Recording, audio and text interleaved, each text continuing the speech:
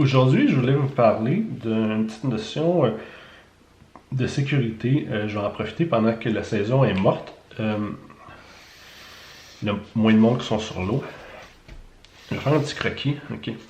Ici, ça se trouve à être une rivière, un fleuve ou quelque chose comme ça. Ok. C'est vu d'oiseaux, des vagues. Fait que la rivière, le fleuve se trouve ici. Ici, se trouve être le bord de l'eau. Ok. Quand on est sur l'eau, il y a souvent des obstacles. Il peut y avoir une roche. Il peut y avoir un quai. Il peut y avoir même un pont. Et là, en dessous, c'est des piliers. Là. Quand on navigue sur l'eau, on peut rencontrer ces obstacles-là. Il faut faire attention. C'est sûr, il ne faut pas rentrer dedans, mais ce qui est plus un petit peu, qui pourrait être plus touché, c'est que si le courant est fort, on va laisser faire là, en ce moment, le vent, on va faire comme s'il n'y avait pas de vent. On va supposer que le courant s'en va comme ça. Donc, si j'ai mon embarcation ici, et je me laisserai dériver, pas de vent par exemple, bien, le courant va m'emmener comme ça. Donc, je peux venir heurter le quai, je peux venir heurter la roche, ou je pourrais venir heurter ici un des deux piliers. Je vais commencer par le pont. Toujours en tenant compte que le courant s'en va comme ça. Si on est propulsé ici par le courant sur le pilier du pont, ici, là, cette face-là ici, ça se trouve être une face qui se trouve être dangereuse. Là, je dis dangereuse, ça dépend toujours de la force du courant.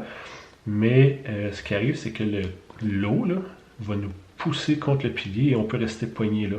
Juste la force de l'eau, ça peut être assez fort pour que notre corps soit collé sur le pilier et on ne peut pas bouger. Encore pire, si notre embarcation est sur notre poitrine puis elle nous pousse encore dessus, ça peut être dangereux. Par contre, en arrière, c'est une zone qui se trouve être plus safe. Le courant s'en va comme ça. L'eau, à un moment donné, elle pogne le pilier, elle frappe le pilier, mais la grosse partie de l'eau s'en va de chaque côté, puis elle continue son chemin, mais il y en a une partie qui revient en arrière. Okay? C'est comme une dépression, si on veut. Là. Ici, là, c'est un contre-courant qu'on appelle. L'eau, elle s'en va, le courant s'en va comme ça, mais ici, en arrière, le courant s'en va de l'autre direction. Et ici, c'est une zone là, safe, habituellement. Donc, peu de courant. On peut même se reposer en arrière du pilier. Donc, faire attention quand vous passez en dessous d'un pont. Normalement, vous tenez à une certaine distance du pilier pour vous faire pousser par le courant sur le pilier. Prenez le temps de regarder même. Au pire, vous débarquez sur la berge ici. Là.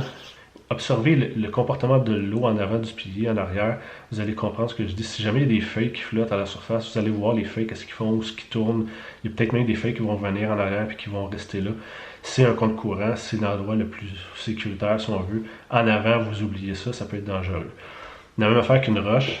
Vous arrivez ici en paddleboard, c'est sûr, vous pouvez rentrer dedans, vous évitez les obstacles, mais une grosse roche, si le courant est fort, ici c'est la zone de danger si on veut. Au même titre que le pilier du pont, l'eau va contourner. Mais il y en a une partie qui pourrait, ça dépend de la forme de la roche, ça dépend d'un paquet de facteurs, mais il y a une partie du courant, de l'eau qui pourrait revenir en arrière. Ici c'est un contre-courant. On pourrait même se reposer en arrière, c'est la partie sécuritaire. En avant, ça serait la partie dangereuse. Troisième exemple.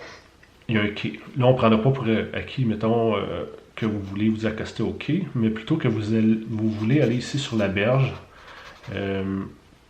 sortir de l'eau, vous reposer, peu importe, vous arriverez avec votre paddleboard, puis vous en allez comme ça.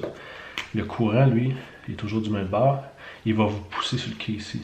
Tout dépendant de la force du courant, ça peut être dangereux pour rester poigné, même maganer votre paddleboard. Moi, ce que je vous conseille, c'est au lieu d'aller ici, d'aller en arrière, et là, vous accostez ici.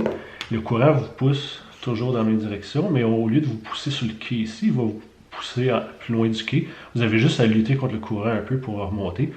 C'est toujours mieux. Et même si vous voulez embarquer sur l'eau au début de votre journée, si vous embarquez ici puis le courant vous pousse tout de suite sur le quai, ça commence mal votre journée. Là. Habituellement, quand vous embarquez sur l'eau, vous n'êtes pas préparé, vous installez vos affaires, puis vous dérivez un petit peu, vous allez rester poigné dans le quai. Allez donc de ce côté-là, ça va être plus simple. Au pire, vous allez arriver ici, vous allez dériver jusqu'ici, puis après ça, vous reprenez votre route par l'autre côté. Donc, c'était juste comme 3 petits exemples, il y en a probablement d'autres. En fait, il y a même le cas des bouées. Des fois, vous allez voir des bouées flottantes sur le fleuve. Ici, ça peut être... En fait, une bouée, c'est très dangereux. C'est sournois, là, mais vous pouvez rester poigné ici, et même dans la chaîne de la bouée. La partie en avant à éviter, toujours prendre sa distance. Et si vous voulez vous reposer en arrière d'une bouée, ben c'est ça, c'est toujours en arrière. C'est pas où ce que le courant vous pousse, c'est en arrière. Parce que même une bouée flottante, il peut quand même avoir un compte courant en arrière, une petite zone de repos.